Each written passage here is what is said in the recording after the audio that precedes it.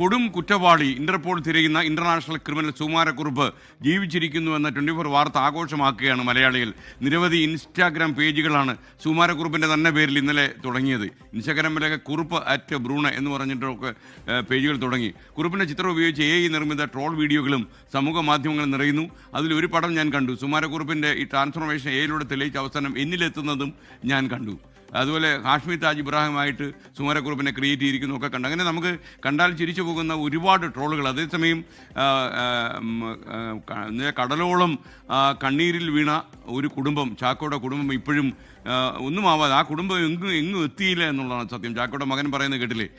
കാരണം ഒരുപക്ഷെ ഈ ഇത്തരമൊരു ഇന്റർനാഷണൽ ക്രിമിനലിനെ, അതും കേട്ടുകഴിവില്ലാത്തൊരു ക്രൈം ചെയ്ത ഒരാളിനെ രക്ഷപ്പെടാൻ അനുവദിക്കുന്ന സാഹചര്യം കേരളത്തിൽ ഉണ്ടായി എന്ന് വെച്ചാൽ നമുക്ക് വിശ്വസിക്കാൻ പറ്റും. എന്തായാലും നമുക്ക് ഈ ട്രോളിലേക്ക് മടങ്ങി വരാം. ഇന്നലെ നമ്മൾ ഈ വാർത്ത പുറത്തുവിട്ടതിന് പിന്നാലെയാണ് നിരവധി ഇൻസ്റ്റാഗ്രാം പേജുകൾ കുറുപ്പിന്റെ പേരിൽ